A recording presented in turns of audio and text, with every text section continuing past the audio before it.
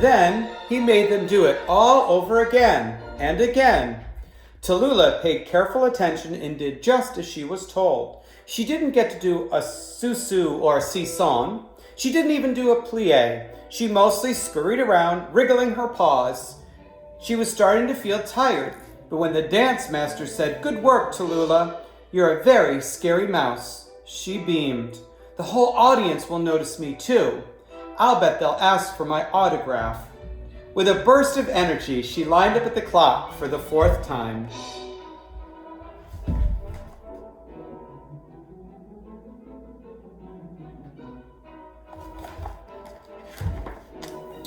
Tallulah went to many rehearsals. She didn't have time to go Christmas shopping with her family or to catch the season's first snowflakes on her tongue. When a girl in her dance class asked her to a holiday party, Tallulah told her, "I'm sorry, but I'm way too busy.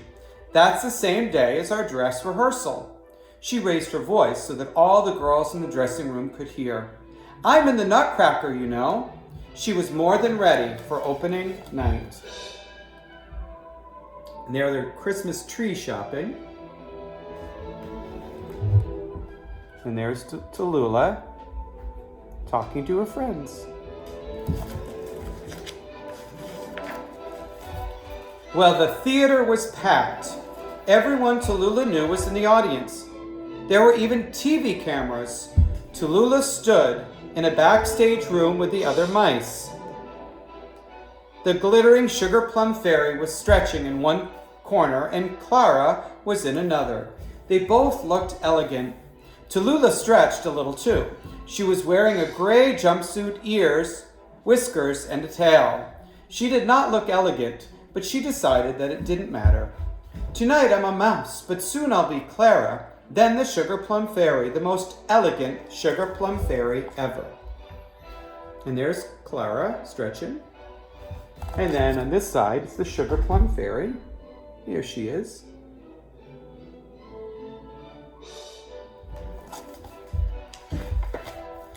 "Mice, toy soldiers, places," called the stage manager. That's short for get into your places and get ready to go on stage.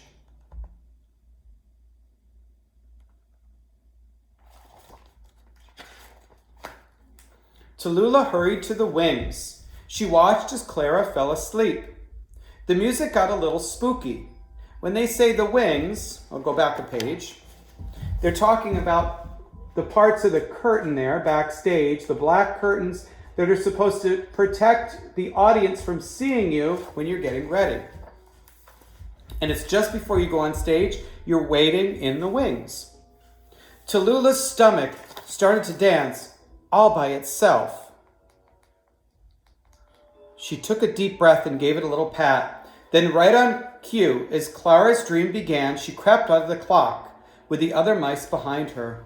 "Ooh," said the audience. Tallulah was pretty sure that Beckett's ooh was the loudest. She took a look at the crowd and gulped. But she reminded herself, "I'm the scariest, mousiest, most marvelous mouse of all." And with a fierce twitch of her whiskers, she began to dance.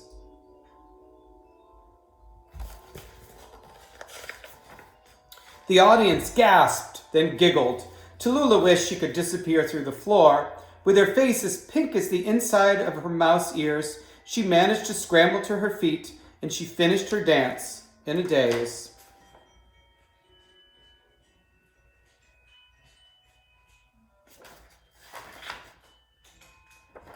Oh, I'm going to go back and read this page one more time.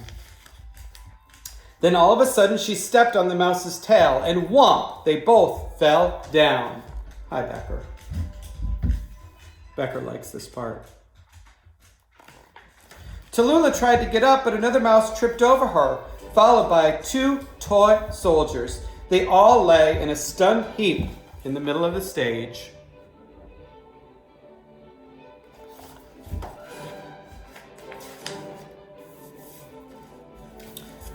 Tallulah rushed off stage and hid. Hi, Nolan. Afterward, Tallulah didn't want to face anyone. She sat alone in a backstage room with tears rolling down her cheeks. I thought I was going to be the best mouse, but I was the total worst, she said to herself. I thought I was better than everyone else, but they're all better than me. I'm never going to be a star. Hi, Nori. You like the music?